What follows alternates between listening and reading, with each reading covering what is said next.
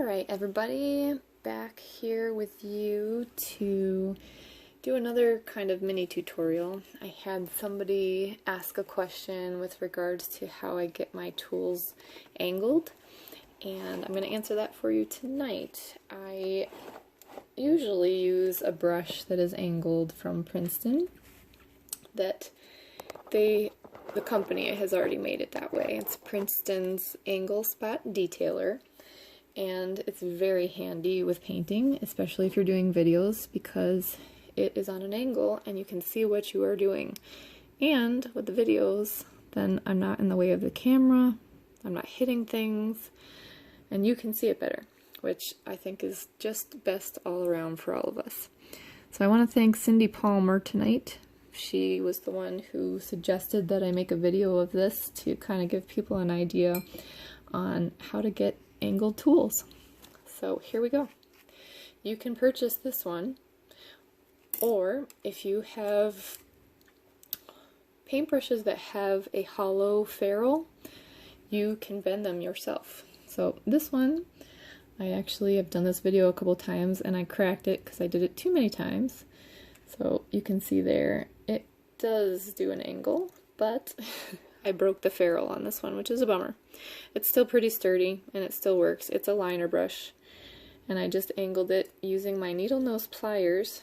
You get a good grip on it and bend the end. And this one thankfully is a liner brush, so it has shorter bristles, which all around it makes it easier to use because it's on an angle again, and I can still work so that I can see what I'm doing and not have an issue. I think it's easier too because a lot of us were used to using a pencil, and the thing about stapling tools is you have to really hold them straight up and down to get a good dot and get it to stay round. So you're kind of holding it vertical to the paper, whereas if you have an angled dotting tool like this one, you can hold it on an angle like a pencil, see what you're doing, and still manage to dot. And it's kind of faking it into thinking it's straight up and down. It's feigning vertical. So the same way that I did the paintbrush, I'm just going to take a needle nose pliers, and I grab this. I'm not going to do it on this one because I actually will break this one because it's been done a few too many times. But we'll do this one. If you can see it here, see the ball on the end? You're just going to take your tool, your pliers, and you grab the ball and part of the shaft with it and push it onto an angle there. And you can work with it. The metal with these is pretty soft, so you can work with it for a little bit and get it to right where you want it. And then you can test it out and see if that works for you at a good angle. This paint is a different kind of paint, but if you go back to your normal paints,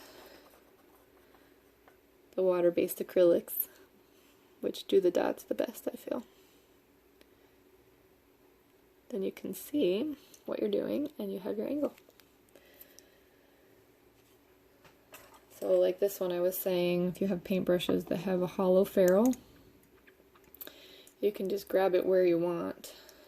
This one I'm going to have to push back after because I don't really like this one angled, but then you can angle it to how you want. And it works better with the liner brushes for dotting just because they're smaller, for doing the smaller work. I do use the angled brushes to do larger dots as well, just because I find that easier rather than switching between multiple tools. And you just kind of paint in a circle, you draw your circles to do your dots.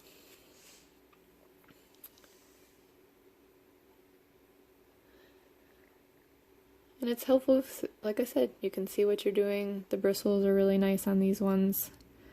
I believe a lot of Princeton's are watercolor brushes. However, I use them for acrylics and absolutely love them. And a lot of you have gotten these, so you can tell me what you think. So, if you like the video, please feel free to click like, share it with other people who might want to know how to do this.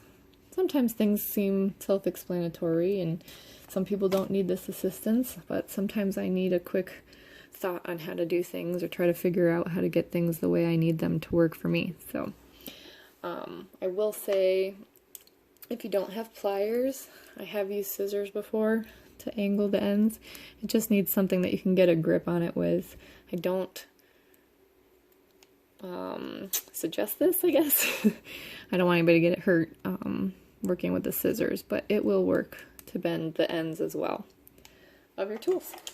So, I hope you all have a good night. I hope you found this helpful, and I hope if you have any questions in the future, you'll leave them in the comments, and if you think of anything that you want for future videos, please feel free to let me know.